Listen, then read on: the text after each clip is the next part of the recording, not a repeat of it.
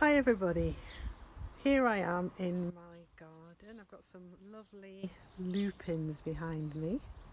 I'm just going to have a wander around and show you a few close-ups of a few flowers because later on we're going to learn how to use oil pastels to paint a simple garden floral scene.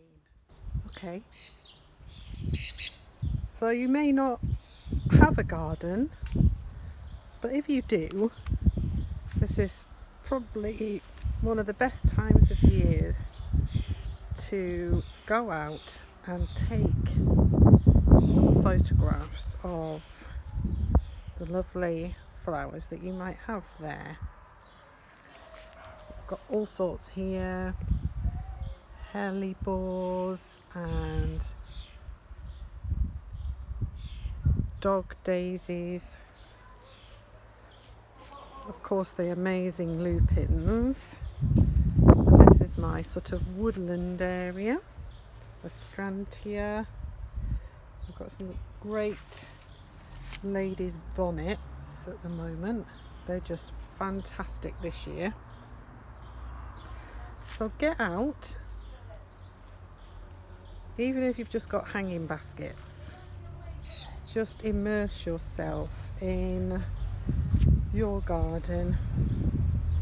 Take a look at all the insects and flowers that you might have and snap a few pictures. You know, you never know when you're going to use them either. We've got tractors going past at the moment because it's haymaking time, and you don't know what you're going to see either. So just have a lovely wander about. I mean, even on the lawn, which I've left to grow this year, rather than I've mowed a path so I can wander around it, but we've got all sorts of flowers growing in the lawn. And then you've also got trees. This is a lovely maple. This is salsify. What have we got here?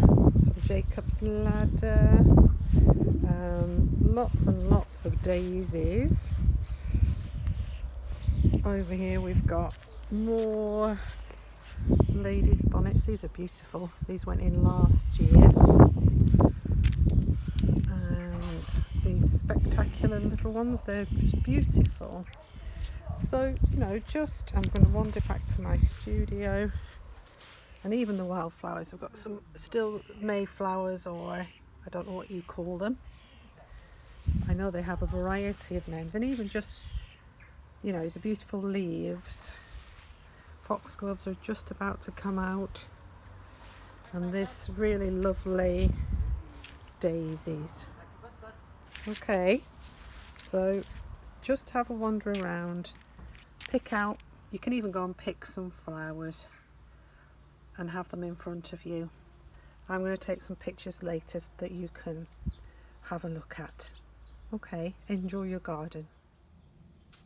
Okay, so the next stage was that I went out in the garden and I picked some flowers and took some photographs, and I've just made these little flower sheets just so that I can do some close observation of some of the shapes and the forms of things like the buttercups and the mayflowers.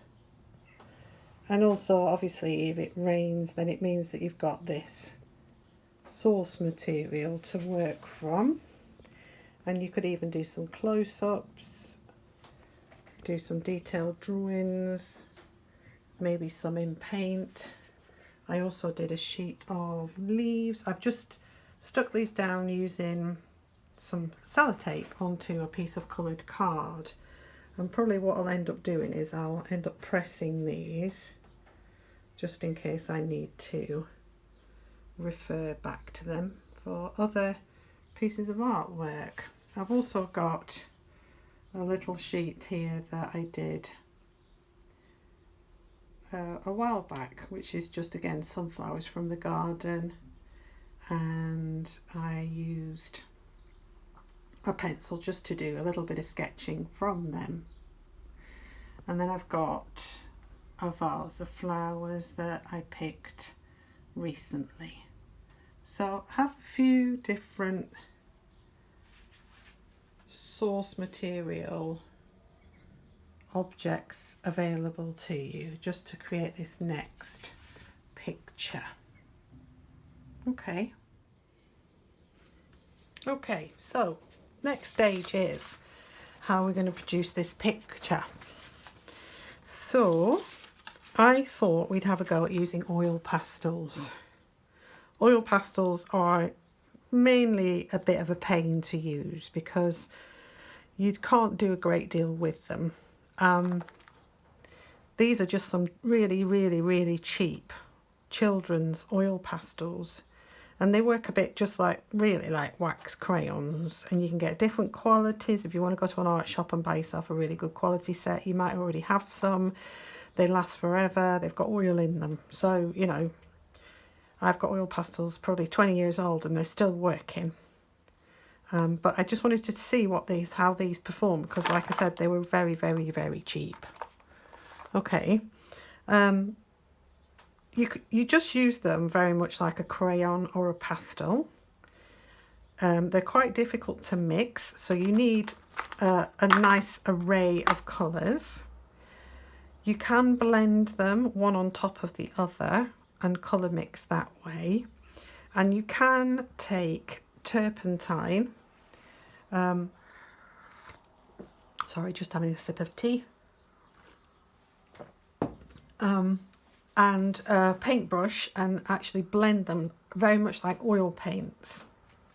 But for that purpose, you would need some kind of thick canvas paper or thick card to work on. Don't use it on cartridge paper. You can use these pastels on cartridge paper, you see. However, thing to remember about the thinner the paper, the more oil goes through the paper and comes out the back. So always put a piece of tissue or newspaper between your sketchbook papers so that the oil doesn't penetrate. This I'm using today is just a piece of green card, cheap green card from an art shop. And I thought I'd see how that would work as a background. Oil pastels tend to be quite intense in colour, so we might just get away with it. Okay, so all I'm going to do is I'm going to take a colour. I'm going to use an orange, and I'm going to refer to my flowers and photographs and things like that I've used. So what you choose to draw might sort of differ really to what I do, what I draw. So I'm just going to do some orange daisies, and you can see that the pastel sort of breaks underneath the pressure. I'm just going to put a few of these around the place, and I'm going to try and make sure that some of them look like they're sort of on the side. So just do a few petals, as well as, can you see that one? Yes. As ones that seemingly look like they're from above or from the front of the flower. And you can see that the orange doesn't stand out very well on the green. However, it still looks okay. Remember to do some small and some large, and also some sort of coming over the edge. Always makes for a very dynamic composition. Okay, so build up variously angled flowers. Look closely at the side view of some of your flowers and the front view of some of your flowers, and even the back view of some, just so that you get a nice variety of shapes. Now let's see what the yellow does. Like I said, these are very cheap. So with the yellow, I'm going to do a similar sort of shape, but I'm going to paint actual sort of petals. So like I said, you might find, so think of the petal shape and how that would project. How many petals are there? What sort of shape do they make at the end of the petal? And all of those questions will help you to replicate what you're looking at. So I've got some daisy-like forms there again, but I'm going to also do some buttercup-like forms. So again, take your buttercup, look at it carefully. Don't worry about this sort of breaking, bitty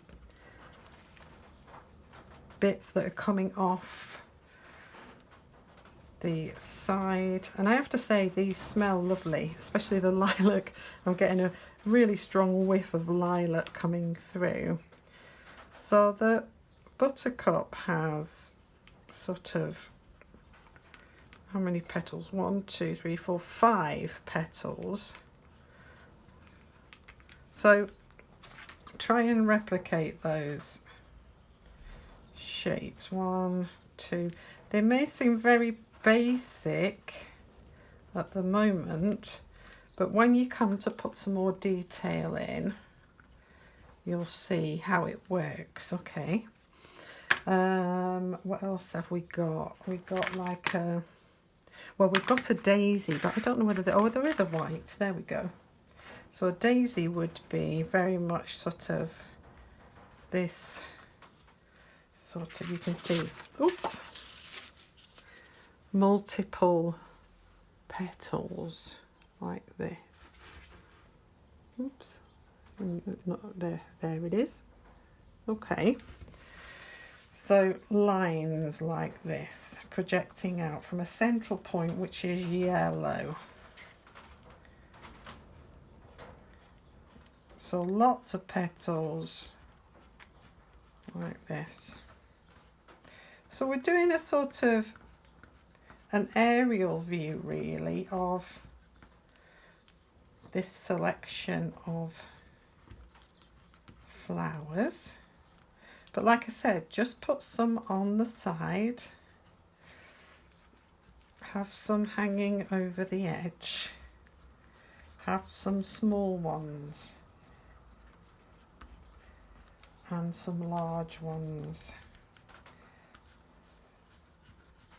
It makes for a more dynamic composition if you have a variety of shapes. So in the middle we have a yellow sort of dot.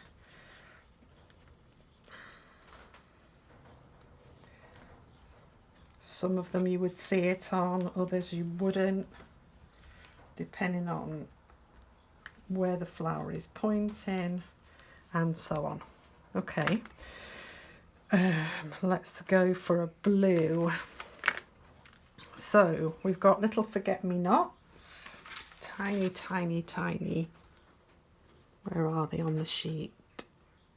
Here, there. I don't know whether that's in focus, but you can see they're so small. All right, so you can literally just put a little mark really for forget-me-nots. This might not be the right colour to use for forget-me-nots, but I like it anyhow, so I'm just going to do some small flowers with that and different shapes, just to bring a variety of tones. Again, this is partially down to the background colour, so whatever colour you choose will determine the finished effect, so bear that in mind. You might want to use a white paper or some sugar paper or even some watercolour paper that's been pre-painted. Just put in a few marks here and there. Let's try another blue, because I know I've got another blue that's quite a bit stronger, but still not really strong. I'm just doing some small flowers here, just using a sort of circular excuse me, or a sort of squiggly mark, just to make those shapes. And you can do sort of masses of flowers, have them coming off the edge again. If you wanted to lighten them up, maybe you could take a white colour and just add some white into it and just blend those two shades together, and you will get a lighter blue. You can see that happening there. But also, you know, put some small white flowers in to add to the texture. Like I said, you can mix the colours together. Okay, what else do we have? Let's have a think of the other colours. I'm trying to think what will stand out at pink.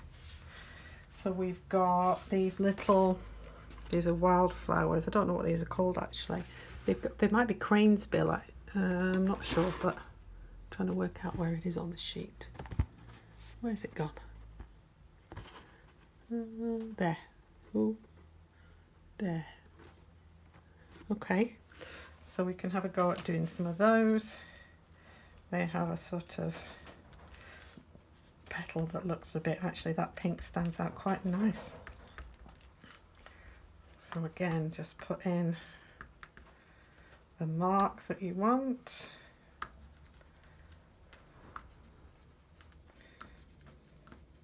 Again, you can do sort of masses of flowers and they don't have to be too defined. Okay. You can define some bits and leave others abstract. Okay, what else have we got? We've got orange, we've done orange, we've done white. We haven't got any red. Let's try a bit of red. I don't have any red flowers in my garden at the moment. They tend to be sort of more late summer, don't they? But I know that there'll be some poppies coming out at some point, so we could do some poppy like, and don't be scared of putting them over the top of one another, and a nice big poppy head will fill in a few of those shapes, won't it, around the edges, for example, where you've got some big colours. Okay, so again, it's not the brightest of reds, but it is responding to what's underneath it.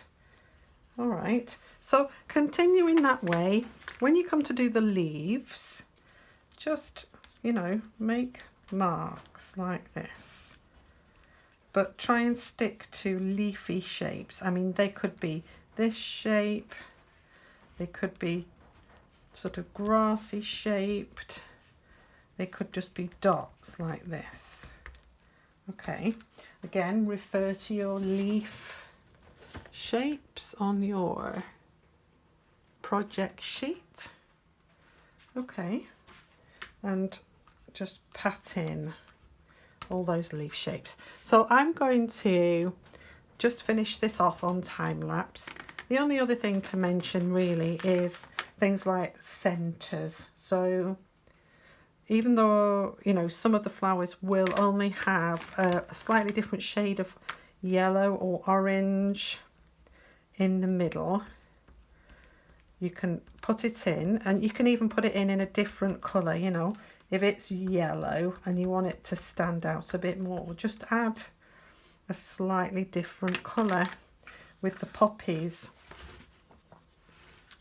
you know, you can put in detail using a slightly darker red. Okay, or even blacks, browns. Okay, Right, let me put this on time lapse and then you can see it build up.